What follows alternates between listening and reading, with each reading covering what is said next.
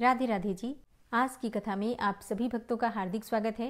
भगवान श्री कृष्ण और श्रीमती राधा रानी की कृपा सदैव आप और आपके समस्त परिवार पर बनी रहे। आज है 4 नवंबर 2025 और दिन है मंगलवार, और आज कार्तिक मास के शुक्ल पक्ष की चतुर्दशी तिथि है, जिसे वैकुंठ चतुर्दशी कहा जाता है। तो सबसे पहले तो आप सभी को वैकुंठ चतुर्दशी की हार्दिक शुभकामनाएं।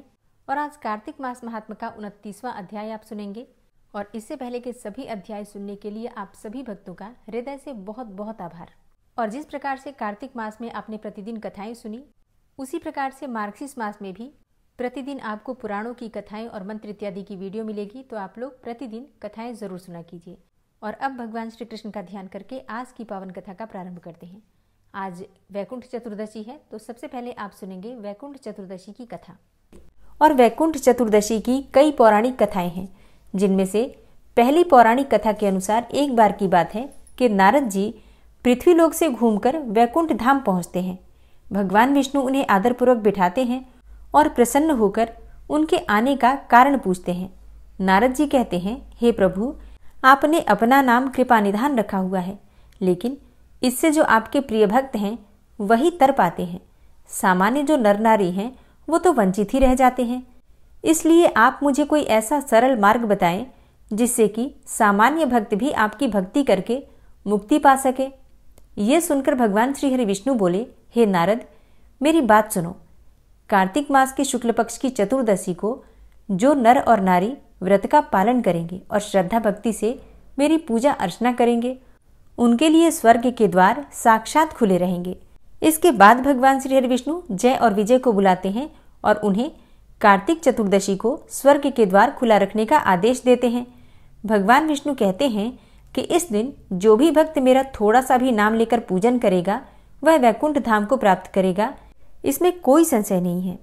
वैकुंठ चतुर्दशी की दूसरी पौराणिक कथा के अनुसार एक बार की बात है, भगवान श्री हरि विष्णु देवाधिदेव महादेव का पूजन करने के लिए काशी आए और वहां पर मणिकर्णिका घाट पर स्नान करके उन्होंने 1000 स्वर्ण कमल पुष्पों से भगवान विश्वनाथ के पूजन का संकल्प किया। और भगवान शिव का अभिषेक करने के बाद जब वे पूजन करने लगे तो भगवान भोलेनाथ ने भगवान विष्णु की भक्ति की परीक्षा लेनी चाहिए और कमल के पुष्पों में से एक पुष्प कम कर दिया। अब भगवान श्री हरि विष्णु ने संकल्प लिया था कि वो 1000 कमल के पुष्पों से भगवान भोलेनाथ की पूजा करेंगे। जब उन्होंने एक पुष्प कम देखा तो थोड़ी सी चिंता उन्हें हुई और उन्होंने सोचा कि मेरी आंखें भी तो कमल के पुष्प के ही समान हैं, मुझे कमल नयन कहा जाता है और पुंडरीकाक्ष भी कहा जाता है। ये विचार कर भगवान विष्णु अपनी कमल समान आंखें चढ़ाने को प्रस्तुत हो गए। भगवान विष्णु की इस अगाध भक्ति से प्रसन्न होकर देवाधिदेव महादेव प्रकट होकर बोले, हे विष्णु, तुम्हारे समान संसार में दूसरा कोई मेरा भक्त नहीं है। आज की यह कार्तिक मास की चतुर्दशी तिथि अब वैकुंठ चतुर्दशी कहलाएगी, और इस दिन व्रत पूर्वक जो पहले आपका पूजन करेगा उसे वैकुंठ लोक की प्राप्ति होगी। भगवान शिव ने इसी वैकुंठ चतुर्दशी को करोड़ों सूर्यों की कांति के समान वाला सुदर्शन चक्र भगवान विष्णु को प्रदान किया। भगवान शिव जी तथा विष्णु जी कहते हैं कि इस दिन स्वर्ग के द्वार खुले रहेंगे और मृत्यु लोक में रहने वाला कोई भी व्यक्ति इस व्रत को करता है तो वो अपना स्थान वैकुंठ धाम में सुनिश्चित करेगा। वैकुंठ चतुर्दशी की तीसरी पौराणिक कथा है धनेश्वर नाम के एक ब्राह्मण की, जिसे वैकुंठ धाम की प्राप्ति हुई। पौराणिक कथा के अनुसार धनेश्वर नाम का एक ब्राह्मण रहता था जो कि बहुत बुरे काम करता था। उस पर अनेकानेक पाप थे। एक दिन वो गोदावरी नदी में स्नान के लिए गया तो उस दिन वैकुंठ चतुर्दशी थी। कई भक्तजन उस दिन पूजा अर्चना करने के लिए गोदावरी घाट पर आए थे। उस भीड़ में धनेश्वर भी उन सभी के साथ था। इस प्रकार उन श्रद्धालुओं के स्पर्श के कारण धनेश्वर को भी पुण्य मिला। जब उसकी मृत्यु हो गई तब उसे यमराज लेकर गए और नरक में भेज दिया। तब भगवान विष्णु ने कहा कि ये पापी तो बहुत है, पर इसने वैकुंठ चतुर्दशी के दिन गोदावरी स्नान किया और श्रद्धालुओं के पुण्य के कारण इसके सभी पाप नष्ट हो गए, इसलिए इसे वैकुंठ धाम मिलेगा। अतः धनेश्वर को वैकुंठ धाम की प्राप्ति हुई। वैकुंठ चतुर्दशी का पर्व कार्तिक पूर्णिमा के एक दिन पहले मनाया जाता है। एक ऐसा त्योहार है ये जहाँ पर भक्त भगवान विष्णु और शिव की दोनों की संयुक्त पूजा करते हैं। ये वही दिन है जब भगवान विष्णु को वाराणसी में काशी विश्वनाथ मंदिर में विशेष सम्मान दिया जाता है तथा मंदिर को वैकुंठ धाम की तरह सजाया भी जाता है। भगवान विष्णु भगवान शिव को तुलसी की पत्तियां प्रदान करते हैं और भगवान शिव बदले में भगवान विष्णु को बिल्वपत्र देते हैं।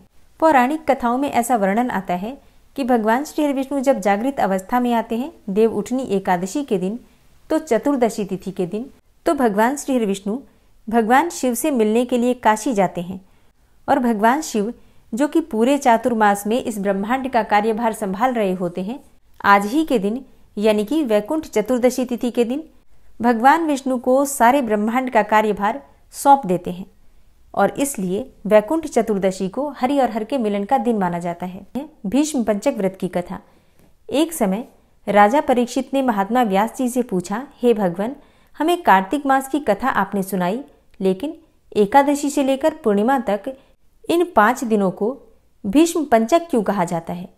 इस संबंध में हम आपसे जानना चाहते हैं और इन 5 दिनों के व्रत करने वाले को क्या लाभ होता है, ये भी हमें कृपा करके बतलाइए। महात्मा व्यास जी ने कहा, हे परीक्षित, सुनो।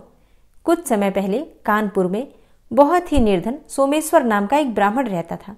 उसका शरीर बहुत ही कमजोर था, परंतु वह भगवान विष्णु का भक्त था। कार्तिक मास में वो रोज गंगा स्नान करता और भगवान विष्णु का पूजन करता। पर एक दिन वो शरीर से पीड़ित होते हुए भी गंगा स्नान करने गया, परंतु उससे घाटों की सीढ़ियां उतरी नहीं जाती थी। लेकिन किसी तरह उतरकर वह गंगा जी तक पहुंच ही गया और गंगा स्नान करके वहीं पर बैठकर संध्योपासना करने लगा। वहीं पर वृद्ध ब्राह्मण के रूप में भगवान अपने भक्त पर कृपा करने के लिए बैठे हुए थे। भगवान ने ब्राह्मण को बड़े कष्ट में देखकर पूछा, हे ब्राह्मण, तुम्हारी स्थिति तो स्नान करने की भी नहीं है, फिर भी तुम ऐसी अवस्था में स्नान करने के लिए आए हो, कहो क्या चाहते हो? भगवान के ऐसे वचन सुनकर वृद्ध ब्राह्मण ने कहा, हे भगवान, मैं बहुत गरीब ब्राह्मण हूँ, इसी से लोगों में अपमानित होता हूँ और तकलीफ पाता हूँ। इसी कारण मैं हमेशा परेशान रहता हूँ। यदि आप कोई उपाय बता सकते हो तो मैं आपकी अपने ऊपर दया समझूंगा। ब्राह्मण के ऐसे वचन सुनकर भगवान रूपी ब्राह्मण ने कहा, हे ब्राह्मण, सुनो, यह कार्तिक का महीना चल रहा है। इसमें शुक्ल पक्ष की एकादशी से लेकर पूर्णिमा तक जो ये 5 दिन हैं, इनको भीष्म पंचक के नाम से पुकारा जाता है। इन 5 दिनों में तुम गंगा के पुत्र भीष्म की पूजा करो, महात्मा भीष्म को जल दान दो और गंध अक्षत पुष्प से उनका पूजन करो और भगवान विष्णु की पूजा तुलसी पुष्प आदि से करो। इससे तुम्हारा सब कष्ट दूर हो जाएगा और तुम अंत में विष्णु लोक में निवास करोगे। हे ब्राह्मण, महाभारत की लड़ाई में जब महात्मा भीष्म सरशैया पर लेटे हुए थे, उस वक्त अपने प्रिय अर्जुन को उन्होंने सब प्रकार का राजधर्म, व्यवहार धर्म, ज्ञान धर्म कहा था। उस समय अर्जुन के सखा कृष्ण वहीं पर थे। जब भीष्म से कृष्ण ने कहा कि हे पितामह, जो मनुष्य कार्तिक मास के शुक्ल पक्ष की एकादशी से लेकर पूर्णिमा तक तुम्हारे नाम से जल देगा और आपकी पूजा करेगा, वो पूजा मैं स्वीकार करूंगा और उसके सब कष्ट दूर करूंगा। अतः हे ब्राह्मण, तू इस भीष्म पंचक व्रत से महात्मा भीष्म का पूजन कर, इसके करने से तेरे सब कष्ट दूर हो जाएंगे। इसके बाद उस ब्राह्मण ने भीष्म पंचक का व्रत किया और सब सुखों को प्राप्त करता हुआ अंत में विष्णु लोक में गया। इसलिए कार्तिक मास में महात्मा भीष्म का व्रत भी अवश्य करना चाहिए। इससे सर्व आनंद प्राप्त होता है और अंत में विष्णु लोक की प्राप्ति होती है, मोक्ष की प्राप्ति होती है। तो प्रेम से बोलिए महात्मा भीष्म की जय, भगवान श्री कृष्ण की जय। पंचभीखू की कथा। एक साहूकार के बेटे की बहू थी जो बहुत सुबह उठकर कार्तिक के महीने में रोजाना गंगा नहाने जाती थी और पराये पुरुष का मुंह नहीं देखती थी। एक राजा का लड़का था जो कि रोज गंगा नहाने जाता था। जब भी वो गंगा नहाने जाता और सोचता कि मैं इतनी सुबह नहाने आता हूँ, फिर भी मेरे से पहले कौन नहा लेता है। 5 दिन कार्तिक के रह गए। अब कार्तिक मास के 5 दिन रह गए। फिर उस दिन साहूकार की बहू तो नहाकर जा रही थी, उसी समय राजा का बेटा आ रहा था। खुड़का सुनकर वो जल्दी जल्दी जाने लगी और इस वजह से उसकी माला मोचड़ी टूट गई। राजा आया, उसने माला मोचड़ी देखी और सोचा कि जिसकी माला मोचड़ी इतनी सुंदर है तो इसे पहनने वाली कितनी सुंदर होगी। सारी नगरी में राजा ने हेलो फिरा दिया कि जिसकी ये माला मोचड़ी है वो मेरे पास 5 दिन आएगी, तब मैं उसकी माला मोचड़ी वापस दूंगा। साहूकार के बेटे की बहू ने कहलवा दिया कि मैं 5 दिन आऊंगी, पर किसी को साख भरने के लिए बिठा दियो। राजा ने गंगा जी पर बिछावन करके एक तोते को पिंजरे में टांग कर रख दिया। वो सुबह आई और पहली पैड़ी पर पैर रखकर बोली, हे कार्तिक के ठाकुर, राय दामोदर, पांचों पांडु, छठो नारायण, भीषम राजा, उस पापी को नींद आ जाए। मैं सत की हूं तो मेरा सत रखना। राजा को नींद आ गई और वो नहा धोकर जाने लगी तो तोते अर्थात सुवा से बोली कि सुवा सुवा सुवटा, गल घालूंगी हार, साख भरिए मेरा वीरा। सुवा बोला, ये कोई वीर भी साख भर सकता है? तब वो बोली कि सुवा सुवा सुवटा, पग घालूंगी नेवर, साख भरिए मेरा देवर। सुवा ने कहा, अच्छा भाभी, मैं साख भरूंगा। वो तो कहकर चली गई। राजा हड़बड़ा कर उठा। सुवा से पूछा कि सुवा सुवा वो आई थी, कैसी थी? सुवा बोला, आभा की सी बीजनी, होली की सी झल, केला की सी कामनी, गुलाब का सा रंग। राजा ने सोचा कि कल मैं अपनी उंगली चीर के बैठ जाऊंगा तो नींद नहीं आएगी। दूसरे दिन उंगली में चीरा डालकर बैठ गया। वो आई, उसने वैसे ही प्रार्थना करी, बस राजा को नींद आ गई। नहा के जाने लगी तो सुवा ने साख भरा दी। राजा ने उठते ही फिर सुवा से पूछा तो सुवा ने कल के जैसा ही जवाब दिया। उसने सोचा कल तो मैं आंख में मिर्च डालकर बैठ जाऊंगा। तीसरे दिन आंख में मिर्च डालकर बैठ गया। सारी रात हाय हाय करके बिताई। वो आई और उसने वैसे ही प्रार्थना की। राजा को फिर से नींद आ गई। वो नहाकर सुवा से साख भराकर चली गई। अब राजा ने सोचा कि कल तो मैं कांटों की सेज बिछाकर बैठूंगा। चौथे दिन वो कांटों की सेज पर बैठकर हाय हाय करता रहा, पर जब वो आई तो उसने प्रार्थना की और राजा को नींद आ गई। उसने सुवा से साख भरा ली और कहा कि उस पापी से कह दियो मेरे 5 दिन पूरे हो गए, अब मेरी माला मोचड़ी मेरे घर भेज देगा। राजा ने उठते ही सुवा से पूछा कि वो आई थी क्या? सुवा बोला, आई थी, अपनी माला मोचड़ी मंगाई है। थोड़े दिन के बाद राजा को कोढ़ निकल आया। त्राही त्राही पुकारने लगा। ब्राह्मण को बुलाकर पूछा कि सारे शरीर में जलन कैसे लग गई। ब्राह्मण बोला कि ये कोई पतिव्रता स्त्री का पाप धरा है जिससे लगी है। राजा ने पूछा कि अब कैसे ठीक होगा? ब्राह्मण बोला कि तुम उसको धर्म की बहन बनाओ और उसके नहाए हुए जल से नहाओगे तो तुम्हारा जलन कोढ़ ठीक हो जाएगा। अब राजा माला मोचड़ी लेकर उसके घर गया और साहूकार से बोला कि ये तेरी बहू गंगा पर भूल गई थी, ये उसे दे दो और कह देना कि अपने नहाए हुए जल से मुझे नहला दे। साहूकार बोला कि वो तो पराये पुरुष का मुंह ही नहीं देखती, तो इस नाली के नीचे बैठ जा, जब वो नहाएगी तो तेरे ऊपर पानी पड़ जाएगा। राजा नाली के नीचे बैठ गया और वो नहाया जल गिरने से उसकी काया कंचन सी हो गई। हे पंचभीखू देवता, जैसे साहूकार की बहू का सत रखा ऐसा सबका रखियो। कहते सुनते हुंकारा भरते हमारे सारे परिवार का रखियो। प्रेम से बोलिए कार्तिक के ठाकुर राय दामोदर की जय। और अब आप सुनेंगे कार्तिक मास का आज का अध्याय। आज की कथा में आप जानेंगे मंदिर में पुराण की कथा कराने और सुपात्र को दान देने से होने वाली सद्गति के विषय में एक आख्यान तथा गोपी चंदन के तिलक की महिमा। महादेव जी कहते हैं, हे नारद, इस विषय में विज्ञ पुरुष एक प्राचीन इतिहास कहा करते हैं। यह इतिहास अत्यंत पुरातन, पुण्यदायक तथा सब पापों को हरने वाला और शुभ कारक है। देवर्षि ब्रह्मपुत्र सनत कुमार ने लोक पितामह ब्रह्मा जी को नमस्कार करके मुझे यह उपाख्यान सुनाया था। सनत कुमार जी बोले कि एक दिन मैं धर्मराज से मिलने गया था। वहां उन्होंने बड़ी प्रसन्नता और भक्ति के साथ नाना प्रकार की स्तुतियों द्वारा मेरा सत्कार किया। तत्पश्चात मुझे सुखमय आसन पर बैठने के लिए कहा। बैठने पर मैंने वहां एक अद्भुत बात देखी। एक पुरुष सोने के विमान पर बैठकर वहां आया। उसे देखकर धर्मराज बड़े वेग से आसन से उठ खड़े हुए और आगंतुक का दाहिना हाथ पकड़कर उन्होंने अर्घ्य आदि के द्वारा उसका पूर्ण सत्कार किया। तत्पश्चात वे उससे इस प्रकार बोले। धर्म ने कहा, धर्म के दृष्टा महापुरुष, तुम्हारा स्वागत है। मैं तुम्हारे दर्शन से बहुत प्रसन्न हूं। मेरे पास बैठो और मुझे कुछ ज्ञान की बातें सुनाओ। इसके बाद उस धाम में जाना जहां श्री ब्रह्मा जी विराजमान है।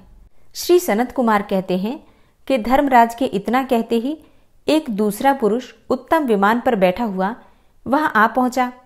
धर्मराज ने विनीत भाव से उसका भी विमान पर ही पूजन किया तथा जिस प्रकार पहले आए हुए मनुष्य से सांत्वना पूर्वक वार्तालाप किया था, उसी प्रकार इस नवागंतुक के साथ भी किया। यह देखकर मुझे बड़ा विस्मय हुआ और मैंने धर्म से पूछा, इन्होंने ऐसा कौन सा कर्म किया है जिसके ऊपर आप अधिक संतुष्ट हुए हैं? इन दोनों के द्वारा ऐसा कौन सा उत्तम कर्म बन गया है जिसका इतना उत्तम पुण्य है? आप सर्वज्ञ हैं, अतः बताइए किस कर्म के प्रभाव से इन्हें दिव्य फल की प्राप्ति हुई है। मेरी बात सुनकर धर्मराज ने कहा, इन दोनों का किया हुआ कर्म बताता हूं, ध्यानपूर्वक सुनो। पृथ्वी पर वैदिश नाम का एक विख्यात नगर है।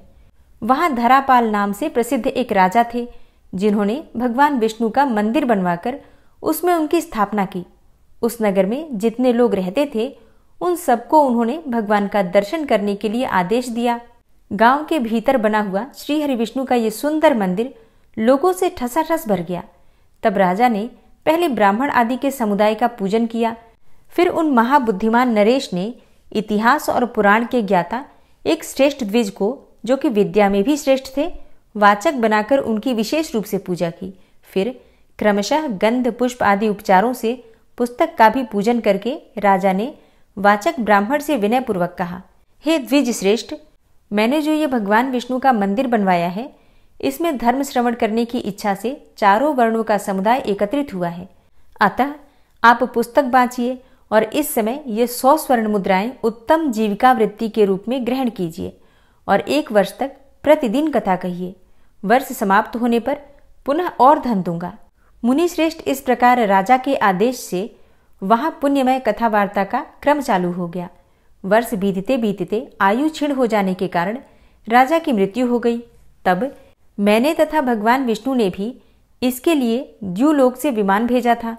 ये जो दूसरे ब्राह्मण यहाँ आए थे, इन्होंने सत्संग के द्वारा उत्तम धर्म का श्रवण किया था। श्रवण करने से श्रद्धावश उसके हृदय में परमात्मा की भक्ति का उदय हुआ। हे मुनिश्रेष्ठ, फिर इन्होंने उन महात्मा वाचक की परिक्रमा की और उन्हें 1 मासा सुवर्ण दान दिया। सुपात्र को दान देने से इन्हें इस प्रकार के फल की प्राप्ति हुई है।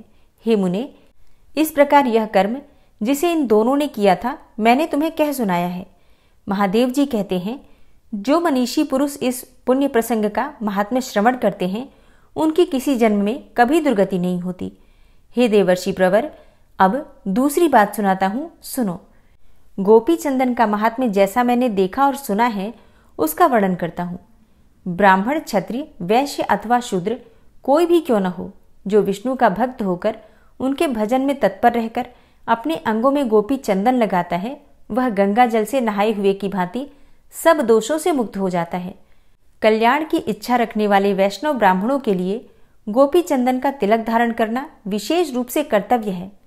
ललाट में दंड के आकार का, वक्षस्थल में कमल के सदृश, बाहुओं के मूल भाग में बांस के पत्ते के समान तथा अन्यत्र दीपक के तुल्य चंदन लगाना चाहिए, अथवा जैसी रुचि हो उसी के अनुसार भिन्न भिन्न अंगों में चंदन लगाएं। इसके लिए कोई खास नियम नहीं है। गोपी चंदन का तिलक धारण करने मात्र से ब्राह्मण से लेकर चांडाल तक सभी मनुष्य शुद्ध हो जाते हैं। जो वैष्णव ब्राह्मण भगवान विष्णु के ध्यान में तत्पर हो, उसमें तथा भगवान विष्णु में भेद नहीं मानना चाहिए। वो इस श्लोक में श्री विष्णु का ही स्वरूप होता है। तुलसी के पत्र अथवा काष्ठ की बनी हुई माला धारण करने से ब्राह्मण निश्चय ही मुक्ति का भागी होता है। मृत्यु के समय भी जिसके ललाट पर गोपी चंदन का तिलक रहता है, वह विमान पर आरूढ़ होकर भगवान विष्णु के परम पद को प्राप्त होता है। हे नारद, कलयुग में जो नरश्रेष्ठ गोपी चंदन का तिलक धारण करते हैं, उनकी कभी दुर्गति नहीं होती। हे ब्राह्मण, इस पृथ्वी पर जो शराबी, स्त्री और बालकों की हत्या करने वाले तथा अगम्या स्त्री के साथ समागम करने वाले देखे जाते हैं, वे भगवत भक्तों के दर्शन मात्र से ही पाप मुक्त हो जाते हैं। मैं भी भगवान विष्णु की भक्ति के प्रसाद से ही वैष्णव हुआ हूँ। नारद जी भगवान ब्रह्मा जी से पूछते हैं, हे प्रजापति, 16 उपचारों से किस प्रकार से भगवान की पूजा की जाती है? तब ब्रह्मा जी कहते हैं कि हे पुत्र नारद, तुमने लोक कल्याण के लिए बहुत ही अच्छी बात पूछी है। वेदों और शास्त्रों के विधान के अनुसार भगवान विष्णु की भक्ति दृढ़ करनी चाहिए। ये सब जो कुछ भी दिखाई देता है, सबका मूल वेद है और वेद सनातन भगवान विष्णु का स्वरूप है। वेदों के आधार हैं ब्राह्मण तथा ब्राह्मणों के देवता अग्नि हैं अग्नि में आहुति डालने वाला ब्राह्मण यज्ञ में सदा भगवान श्री हरि का यजन करता हुआ तथा श्री विष्णु की पूजा में निरंतर संलग्न रहता हुआ संपूर्ण जगत को धारण करता है। भगवान नारायण का स्मरण और ध्यान क्लेश और दुख आदि का नाश करने वाला है। चातुर्मास में भगवान श्रीहरि जल में विशेष रूप से व्याप्त होते हैं और जल से ही अन्न पैदा होता है, जिससे कि जगत की तृप्ति होती है, और वो अन्न भगवान विष्णु के शरीर के अंश से उत्पन्न होता है, तो अन्न को ब्रह्म कहते हैं। वह अन्न आवाहन पूर्वक भगवान विष्णु को समर्पण करके मनुष्य पुनर्जन्म, वृद्धता और क्लेश के संस्कारों द्वारा तिरस्कृत नहीं होता। सहस्त्र शीर्षा पुरुषा इत्यादि जो 16 ऋचाओं वाला यजुर्वेद का महासूक्त है, वह सर्वोत्कृष्ट नारायणमय है। उसके पाठ मात्र से भी ब्रह्म हत्या दूर हो जाती है। तो ब्राह्मण को उचित है कि वह पहले स्मृतियों में बताई हुई विधि के अनुसार अपने शरीर में उक्त 16 सूक्तों का न्यास करें। तत्पश्चात भगवान की प्रतिमा तथा शालिग्राम शिला में विशेष रूप से न्यास करें। फिर क्रमशः आवाहन आदि करें। वैकुंठ धाम में विराजमान कौस्तुभ मणि से सुशोभित, कोटि कोटि सूर्यों के समान तेजस्वी, दंडधारी, शिखा सूत्र से सुशोभित पीतांबरधारी रूप से भगवान विष्णु का आवाहन करके ध्यान करें और सब पापों के समूह का नाश करने वाले श्री विष्णु को इस रूप में अपने ध्यान में स्थिर करके उन्हें पूजा के लिए अपने आगे आवाहन करें। पुरुष सूक्त की प्रथम ऋचा सहस्त्र शीर्षा पुरुषा इत्यादि मंत्र के आदि में ओमकार जोड़कर उसका उच्चारण करें और उसी के द्वारा भगवान का आवाहन करें।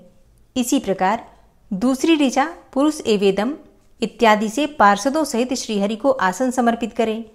वे सभी आसन सुवर्णमय हैं, ऐसा मन ही मन चिंतन करें।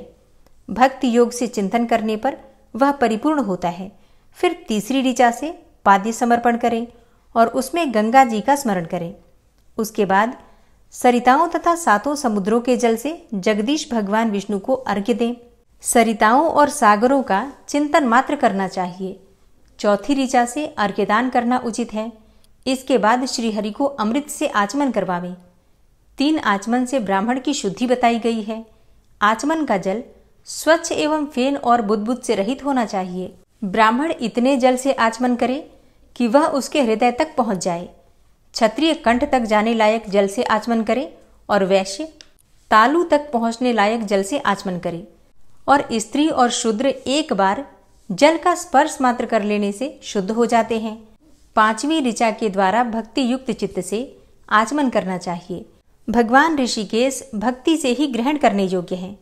भक्ति से वे अपने आप को भी समर्पित कर देते हैं। तत्पश्चात सुगंधित पदार्थों द्वारा सुवासित और सभी औषधियों से युक्त सुवर्णमय कलशों में रखे हुए जल से भगवान को स्नान करवावें। श्रद्धा पूर्वक मन से भावना द्वारा लाए हुए तीर्थ जल से स्नान कराना चाहिए। श्रद्धा के बिना दी हुई रत्नों की राशि भी निष्फल है और श्रद्धा से दिया हुआ जल भी अक्षय फल देने वाला होता है। 6ठी ऋचा से स्नान कराकर पुनः आचमन कराना चाहिए और 7वीं ऋचा से भगवान विष्णु के लिए वस्त्र देना चाहिए। 8वीं से यज्ञोपवीत समर्पित करें। 9वीं ऋचा से यज्ञ मूर्ति श्रीहरि के श्री अंगों पर उत्तम चंदन का लेप करना चाहिए। जिसने सुंदर यक्ष कर्दम के द्वारा जगत गुरु भगवान विष्णु के अंगों में लेप किया है, उसने अपने सुयश से इस संसार को आच्छादित एवं तृप्त किया है। चंदन देने वाला मनुष्य संसार में अपने तेज से भगवान सूर्य के समान होकर देव भाव को प्राप्त होता है और ब्रह्मा आदि देवताओं के लोक में आनंद का अनुभव करता है। जो मनुष्य चातुर्मास में भगवान विष्णु को चंदन के आलेप से सुंदर रूप में देखते हैं, वे कभी यमपुरी में नहीं जाते। 10वीं ऋचा से भक्तिपूर्वक पुष्प चढ़ाकर भगवान की पूजा करें और पुष्पों से पूजित हुए भगवान विष्णु को यदि दूसरे लोग भी प्रणाम करते हैं तो उन्हें भी अक्षय लोक प्राप्त होता है। 11वीं ऋचा से श्री हरि को धूप दान करना चाहिए। उत्तम गंध से युक्त दिव्य वनस्पति का रस तथा अतिशय सुगंधित यह धूप संपूर्ण देवताओं के सूंघने योग्य है। हे भगवान, आप इसे ग्रहण करें। इस मंत्र का उच्चारण करके भगवान को अगरू का धूप निवेदन करें। चातुर्मास में इसका महान फल है। कपूर, चंदन दल, मिश्री, मधु और जटामासी से युक्त धूप श्रीहरि के शयन काल में निवेदन करना चाहिए। देवता सूंघने से ही प्रसन्न होते हैं, अतः धूप उनके घ्राणेंद्रियों को तृप्त करने का शुभ साधन है। मुक्ति की इच्छा रखने वाले पुरुषों को 12वीं ऋचा से दीपदान करना चाहिए। जो चातुर्मास में भगवान विष्णु के आगे दीपदान करता है उसकी पाप राशि पल भर में ही जलकर भस्म हो जाती है। दीपदान के अनंतर मोक्ष पद में स्थित भक्ति युक्त पुरुषों को 13वीं ऋचा के द्वारा भगवान को अन्नमय नैवेद्य निवेदन करना चाहिए। अन्नदान के अनंतर भगवान को पुनः आचमन कराना चाहिए। तत्पश्चात 14वीं ऋचा से सब पापों को नाश करने वाली आरती उतारें और भगवान को नमस्कार करें।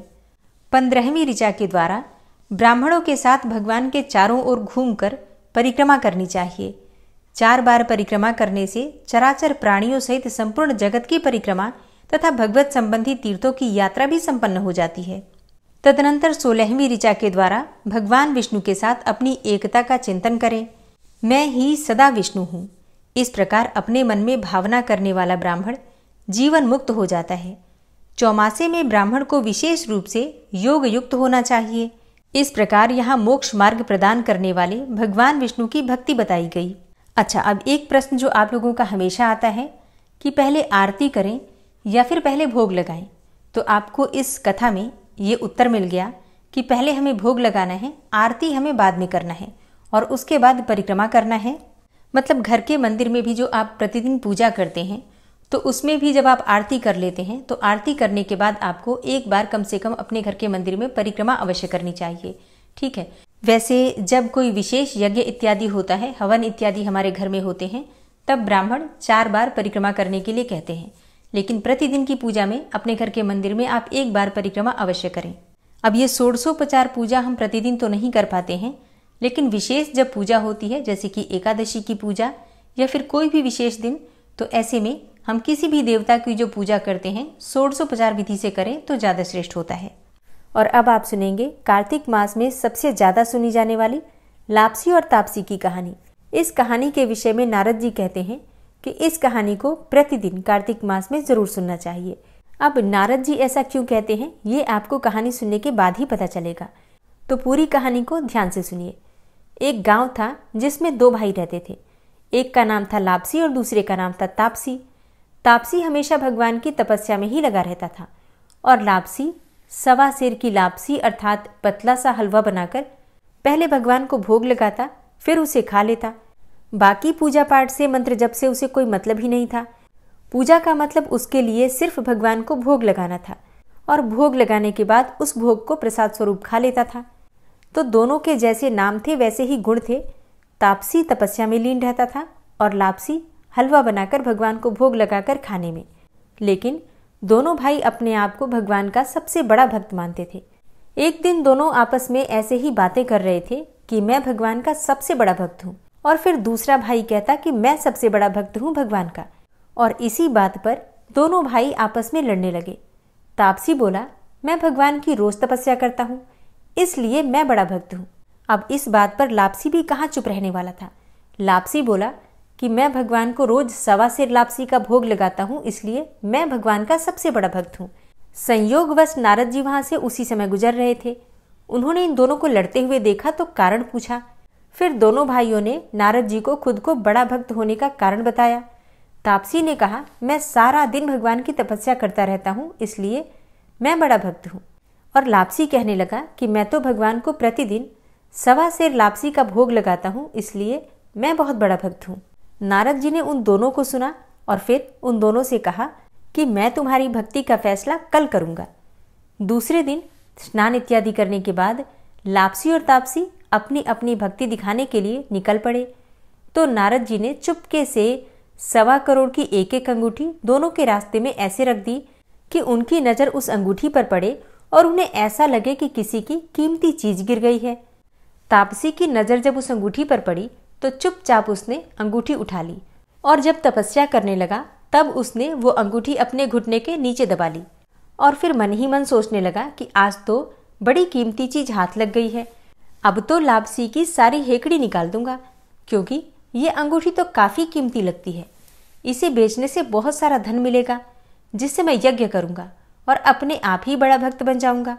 लापसी की नजर भी रास्ते में पड़ी हुई अंगूठी पर पड़ी, पर उसने उस पर ध्यान ही नहीं दिया। भगवान को भोग लगाकर लापसी खाने लगा। लापसी को भी रत्न जड़ित अंगूठी दिखी थी, पर उसने सोचा, ये मेरे किस काम की है, इसे कोई भी अगर मेरे पास देखेगा तो मेरी गर्दन काट देगा और इसे ले जाएगा। ऐसा विचार करके उसने अंगूठी को अनदेखा कर दिया। जब नारद जी सामने आए तो दोनों ने पूछा, बताइए देवर्षि, हम दोनों में से कौन बड़ा है? तब नारद जी ने तापसी को खड़े होने को कहा और पूछा कि तेरे घुटने के नीचे क्या है? जब तापसी खड़ा हुआ तो उसके घुटने के नीचे दबी हुई अंगूठी दिखाई पड़ी। नारद जी तापसी से बोले, इतनी तपस्या करने के बाद भी तुम्हारी चोरी की आदत नहीं गई? तुमसे तो लापसी ही बड़ा है और तुम्हें तुम्हारी तपस्या का कोई फल भी नहीं मिलेगा, क्योंकि तुम्हारा ध्यान तो चोरी की तरफ था। तब तापसी शर्मिंदा होकर नारद जी से माफी मांगने लगा और पश्चाताप करने लगा। उसने नारद जी से पूछा, हे प्रभु, मुझे बताइए कि मेरी भक्ति का फल मुझे कैसे मिलेगा? अब जो नारद जी ने बताया वो सबके लिए बहुत समझने की बात है। नारद जी ने कहा कि अगर कोई किसी भी दिन गाय और कुत्ते की रोटी नहीं बनाएगा तो उसका संपूर्ण शुभ फल जो है वो तुझे प्राप्त होगा। मतलब जो भी पुण्य वो करेगा व्यक्ति, उसका फल तापसी को मिल जाएगा। और अगर कोई ब्राह्मण को भोजन कराकर दक्षिणा नहीं देगा तो उसका फल भी तुझे मिलेगा। यदि कोई साड़ी किसी को दे और उसके साथ उसका ब्लाउज न दे तो उसका भी जो पुण्य फल होगा वो तुझे मिल जाएगा। यदि कोई एक ही दिए से दूसरा दिया जलाएगा तो उसका भी जो पुण्य फल होगा वो तुझे मिल जाएगा। और अगर कोई सारी कहानी सुने लेकिन तुम्हारी कहानी न सुने तो उसका भी जो पुण्य फल होगा वो तुम्हें ही मिल जाएगा। उसी दिन से हर कहानी के अंत में लापसी और तापसी की कहानी जरूर सुनी जाती है। इस कहानी से कई सारी शिक्षा मिलती है, जैसे कि अपनी की गई पूजा पाठ और तपस्या का कभी भी घमंड नहीं करना चाहिए। दूसरा, सरलता में ही भगवान का वास माना गया है। जो व्यक्ति जितना सरल होगा और जितने सरल भाव से भगवान की पूजा आराधना करेगा या यथासंभव भगवान की भक्ति करेगा, उसी को भगवान की कृपा मिल जाती है। तो भगवान की कृपा के लिए जरूरी नहीं है कि कोई ज्ञानी हो, ये भी जरूरी नहीं है कि बहुत देर तक भक्ति करे, पूजा करे, मंत्रों का जप करे। जरूरी ये है कि जो 2 मिनट भी मिले उस 2 मिनट में पूरी तरह से भगवान के पास ही समर्पित भाव से रहे। और किसी भी प्रकार का लालच नहीं होना चाहिए जब हम भक्ति करते हैं। तो मतलब काम, क्रोध, लोभ, इन सभी चीज़ों का त्याग करके और तभी हम भगवान की भक्ति करते हैं तो भगवान हमें प्राप्त होते हैं। ओम विश्वम विष्णुर्वचटकारो भूत भव्य भवत्प्रभु भूतकृत भूतभृत भावो भूतात्मा भूतवाहन भूतात्मा परमात्मा च मुक्तानां परमागति अव्ययः पुरुषः साक्षी क्षेत्रज्ञो अक्षर एव च योगो योग विदाम नेता प्रधान पुरुषेश्वरः नारसिंह वपु श्रीमान केशवः पुरुषोत्तम सर्वः शर्वः शिवस्थाणुर्भूतादिर्निधिर्व्ययः संभवो भावनो भर्ता प्रभवः प्रभुरीश्वरः स्वयंभू शंभुरादित्यः पुष्कराक्षो महास्वनः अनादिनिधनो धाता विधाता धातुरुत्तमः अप्रमेयो ऋषिकेश पद्मनाभो अमरप्रभु विश्वकर्मा मनुस्त्वष्टा स्थविष्ठः स्थविरो ध्रुवः अग्राह्यः शाश्वतः कृष्णो लोहिताक्षः प्रतर्दन प्रभूतस्त्रिककुब्धाम पवित्रं मङ्गलं परम् ईशानः प्राणदः प्राणो ज्येष्ठः श्रेष्ठः प्रजापति हिरण्यगर्भो भूगर्भो माधवो मधुसूदनः ईश्वरो विक्रमी धन्वी मेधावी विक्रमः क्रमः अनुत्तमो दुराधर्षः कृतज्ञः कृतिरात्मवान् सुरेशः शरणं शर्म विश्वरेताः प्रजाभवः अह संवत्सरो व्यालः प्रत्ययः सर्वदर्शनः अजः सर्वेश्वरः सिद्धः सिद्धे सर्वादिर्च्युतः वृषाकपिर्मेयात्मा सर्वयोगविनिश्रितः वसुर्वसुमनः सत्यः समात्मा संमितः समः अमोघ पुण्डरीकाक्षो वृषकर्मा वृषाकृतिः रुद्रो बहुशिरा बभ्रुर्विश्वयोनिः शुचिश्रवः अमृतः शाश्वतस्थाणुर्वरारोहो महातपः सर्वगः सर्वविद्भानुर्विश्वक्सेनो जनार्दनः वेदो वेदविद्व्यङ्गो वेदाङ्गो वेदवित्कविः लोकाध्यक्ष सुराध्यक्षो धर्माध्यक्ष कृताकृतः चतुरात्मा चतुर्व्यूहश्चतुर्द्रष्टश्चतुर्भुजः भ्राजेष्णुर्भोजनं भोक्ता सहिष्णुर्जगदाति च अनघो विजयोजेता विश्वयोनिः पुनर्वसु उपेन्द्रो वामनः प्रांशुर्मोघः शुचिरुर्जितः अतीन्द्रः संग्रहः सर्गो धृतात्मा नियमो यमः वेद्यो वैद्यः सदा योगी वीरः माधवो मधु अतीन्द्रियो महामायो महोत्साहो महाबलः महाबुद्धिर्महावीर्यो महाशक्तिर्महाद्युतिः अनिर्देश्य वपुः श्रीमान् मेयात्मा महाधृतिर् महिश्वासो महीभर्ता श्रीनिवासः सतां गति अनिरुद्ध सुरानंदो गोविंदो गोविंदांपति मरीचिर्दमनो हंस सुपर्णो भुजगोत्तम हिरण्यनाभ सुतपा पद्मनाभ प्रजापति अमृत्यु सर्वदिक्सिंह संधाता संधिमान स्थिर अजो दूर्मर्षण शास्ता विश्रुतात्मा सुरारिहा गुरुर्गुर्तमो धाम सत्य सत्य पराक्रम निमिषो अनिमिषो श्रग्वी वाचस्पति रुदारधि अग्रणिर्ग्रामणी श्रीमान न्यायो नेता समीरण सहस्रमूर्धा विश्वात्मा सहस्राक्ष सहस्रपात आवर्तनो निवृत्तात्मा संवृतः संप्रमर्दन अहसंवर्तको वह निर्निलो धरणीधरः सुप्रसादः प्रसन्नात्मा विश्वदृग् विशुभुग् विभु सत्कर्ता सत्कृतः साधु जहनुर्नारायणो नरः असंख्येयो अप्रमेयात्मा विशिष्टशिष्टकृच्छुवि सिद्धार्थ सिद्धसंकल्प सिद्धिदः सिद्धिसाधनः वृषाहि वृषभो विष्णुर्विष्पर्वा वृषोदरः वर्धनो वर्धमानश्च विविक्तः श्रुतिसागरः सुभुजो दूर्धरो वाग्मी महेन्द्रो वसुदो वसु नैकरूपो बृहद्रूप शिपिविष्टः प्रकाशनः ओजस्तेजो द्युतिधरः प्रकाशात्मा प्रतापनः रिद्धस्पष्टाक्षरो मन्त्रश्चन्द्रांशुर्भास्करदुतिः अमृतांशुद्भवो भानु शशबिन्दुः सुरेश्वरः औषधं जगतः सेतु सत्यधर्मपराक्रमः भूतभव्य भवन्नाथ पवनः पावनो नलः कामः कामकृत्कान्तः कामः कामप्रदः प्रभु युगादिकृद्युगावर्तो नैकमायो महाशनः अदृश्यो अव्यक्तरूपश्च सहस्रजितनन्तजित् इष्टो अविशिष्ट शिष्टेष्ट शिखण्डी नहुसो वृष क्रोधः क्रोधकृत्कर्ता विश्वबाहुर्महीधरः अच्युतः प्रतितः प्राणदो वासवानुजः अपां निधिर्धिष्ठानं प्रमत्तः प्रतिष्ठितः स्कन्दः स्कन्दधरो धूर्यो वरदो वायुवाहनः वासुदेवो बृहद्भानुरादिदेवः पुरन्दरः अशोकस्तारणस्तारः शूरः सौरिर्जनेश्वरः अनुकूलः शतावर्त पद्मी पद्मनिभेक्षणः पद्मनाभो अरविन्दाक्ष पद्मगर्भ शरीरभृत् महर्धिरिद्धो वृद्धात्मा महाक्षो गरुडाध्वजः अतुलः शरभो भीमो समयज्ञो हविर्हरि सर्वलक्षणलक्षण्यो लक्ष्मीवान् समितिञ्जयः वीक्षरो रोहितो मार्गो हेतुर्दामोदरः सह महीधरो महाभागो वेगवान् मिताशनः उद्भवः क्षोभणो देवः श्रीगर्भः परमेश्वरः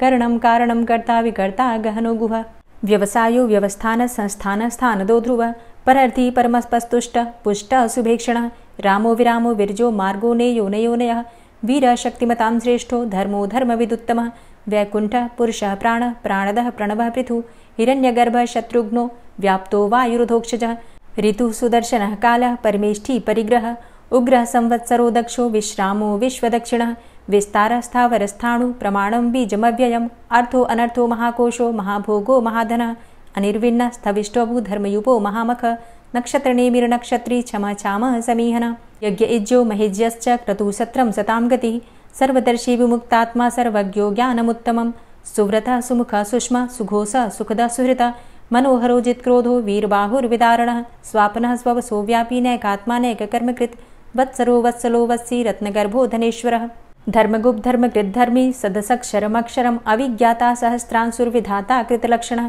गभस्तिनेमिः सत्त्वस्थः सिंहो भूतमहेश्वरः आदिदेवो महादेवो देवेशो देवभृद्गुरुः उत्तरो गोपतिर्गोप्ता ज्ञानगम्यः पुरातनः शरीरभूतभृद्भोक्ता कपीन्द्रो भूरि दक्षिणः सोमभो अमृतपः सोमः पुरुजित पुरुषोत्तमः विनियोजयः सत्यसन्धो दाशाः सात्वतां पतिः जीवो विनयिता साक्षी मुकुन्दो अमितविक्रमः अम्भो निद्रणन्तात्मा महोदधीशयोऽन्तकः अजो महारः स्वाभाव्यो जितामित्रः प्रमोदनः आनन्दो नन्दनो नन्दः सत्यधर्मा त्रिविक्रमः महर्षि कपिलाचार्यः कृतज्ञो मेदिनीपतिः त्रिपदस्त्रिदशाध्यक्षो महाशृङ्गः कृतान्तकृत् महावराहो गोविन्दः सुखेणः कनकाङ्गदी गुह्यो गभीरो गहनो गुप्तश्चक्रगदाधरः वेधा स्वाङ्गो अजितः कृष्णो दृढः सङ्कर्षणोच्युतः वरुणो वारुणो वृक्षः पुष्कराक्षो महामनाः भगवान् भगानन्दी वनमाली हलायुधः आदित्यो ज्योतिरादित्यः सहिष्णुर्गतिसत्तमः सुधन्वाखण्ड परशुर्दारुणो द्रविडप्रदः दिविस्त्रिक्सरदृग्व्यासो वाचस्पतिर्योनिजः त्रिसामासामगः साम निर्वाणं भेषजम्भिषक्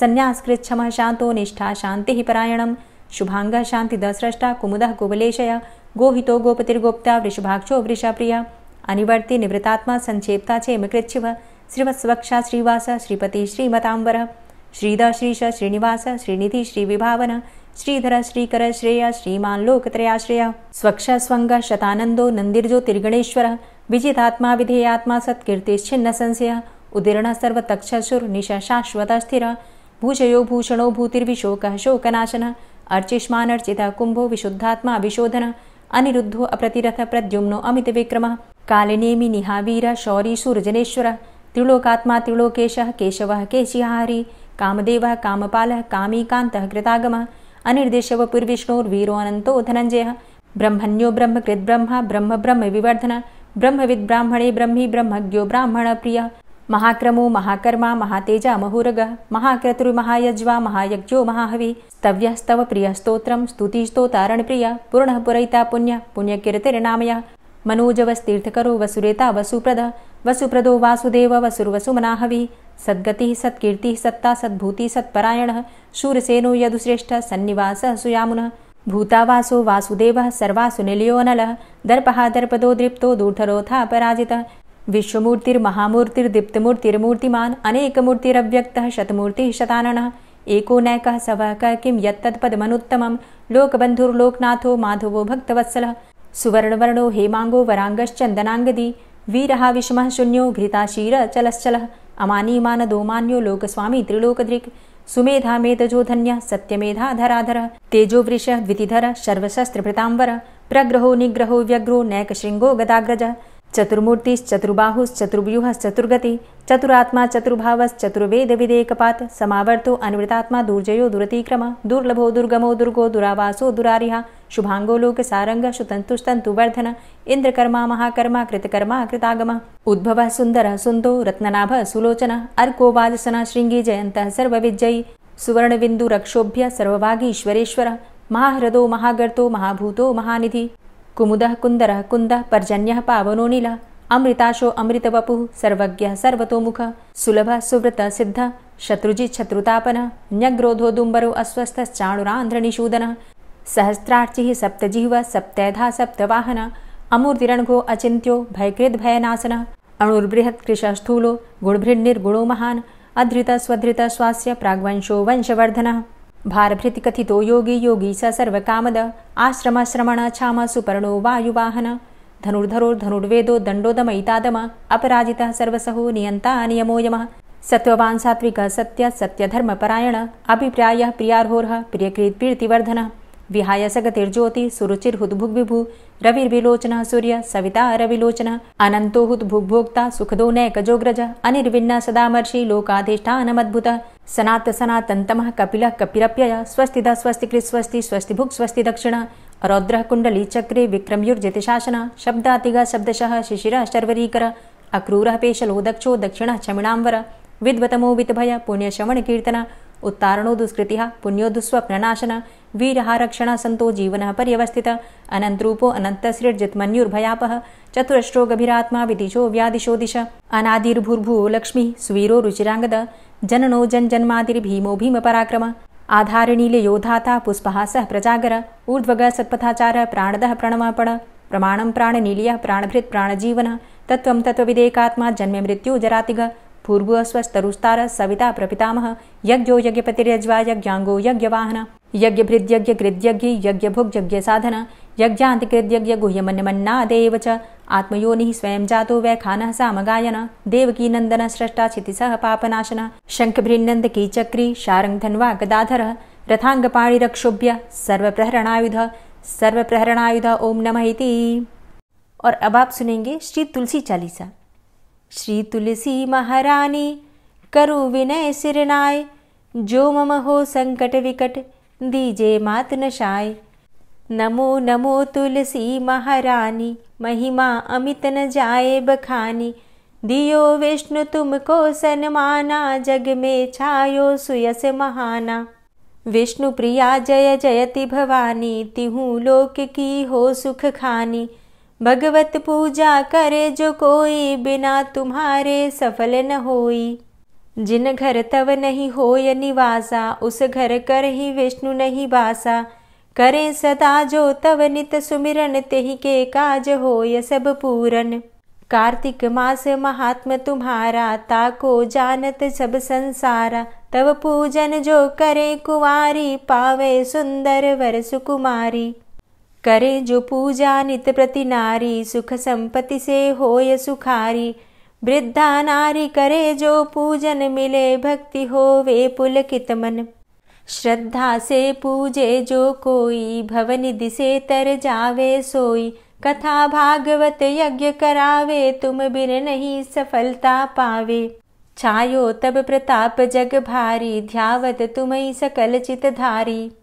तुम्ही मात यंत्रन तंत्रन में, सकल काज सिद्धि होवे क्षण में। औषधि रूप आप हो माता, सब जग में तव यश विख्याता। देव ऋषि मुनि और तपधारी, करत सदा तव जय जयकारी। वेद पुराणन तव यश गाया, महिमा अगम पार नहीं पाया। नमो नमो जय जय सुख कारणि, नमो नमो जय दुख निवारणी, नमो नमो सुख संपत्ति देनी, नमो नमो अघ काटन छेनी, नमो नमो भक्तन दुख हरनी, नमो नमो दुष्टन मद छेनी, नमो नमो भव पार उतारणी, नमो नमो परलोक सुधारणी, नमो नमो निज भक्त उबारणी, नमो नमो जन काज सवारणी, नमो नमो जय कुमति नशावनी, नमो नमो सब सुख उपजावनी, जयति जयति जय तुलसी माई, ध्याऊं तुमको शीश नवाई, निज जन जानी मोहि अपनाओ, बिगड़े कारज आप बनाओ, करूं विनय मैं मात तुम्हारी, पूर्ण आशा करहु हमारी, शरण चरण कर जोरी मनाऊं, निश दिन तेरे ही गुण गाऊं, करहु मात अब मो पर दाया, निर्मल होए सकल मम काया, मांगू मातु यही बर दीजे, सकल मनोरथ पूर्ण कीजे, जानू नहीं कछु नेम आचारा, क्षमहु मातु अपराध हमारा, 12 मास करे जो पूजा, तासम जग में और नहीं दूजा, प्रथम ही गंगा जल मंगवावे, फिर सुंदर स्नान करावे, चंदन अक्षत पुष्प चढ़ावे, धूप दीप नैवेद्य लगावे, करे आचमन गंगा जल से, ध्यान करे हृदय निर्मल से, पाठ करे फिर 40 की, स्तुति करे मात तुलसा की, यह विधि पूजा करे हमेशा, ताके तन नहीं रहे कलेशा, करे मास कार्तिक का साधन, सोवे नित पवित्र हुई जाहि, है यह कथा महासुखदाई, पढ़े सुने सो भव तर जाई, यह श्री तुलसी 40 पाठ करे जो कोय, गोविंद सो फल पावही, जो मन इच्छा होय। तुलसी 40 संपूर्ण।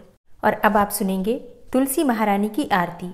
तुलसी महारानी नमो नमो, हरि की पटरानी नमो नमो, तुलसी महारानी नमो नमो, हरि की पटरानी नमो नमो, धन्य तुलसी पूर्ण तप कीनो, धन्य तुलसी पूर्ण तप कीनो, शालिग्राम की बनी पटरानी नमो नमो, तुलसी महारानी नमो नमो, हरि की पटरानी नमो नमो, जाके पत्र मंजरी कोमल, जाके पत्र मंजरी कोमल, श्रीपति कमल चरण लपटानी नमो नमो, हरि की पटरानी नमो नमो, तुलसी महारानी नमो नमो, धूप दीप नैवेद्य आरती,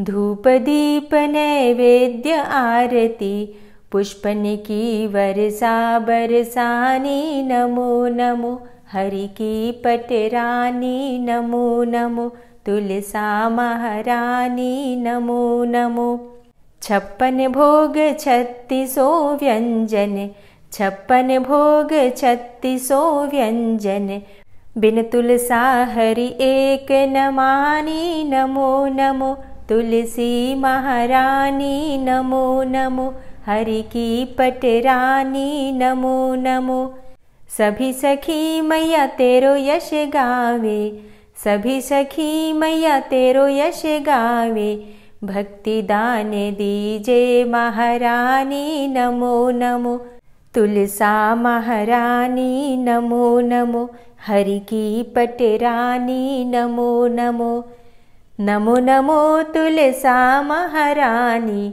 नमो नमो तुलसी महारानी, तुलसी महारानी नमो नमो, हरि की पटरानी नमो नमो, तुलसी महारानी नमो नमो, हरि की पटरानी नमो नमो। प्रेम से बोलिए तुलसी मैया की जय।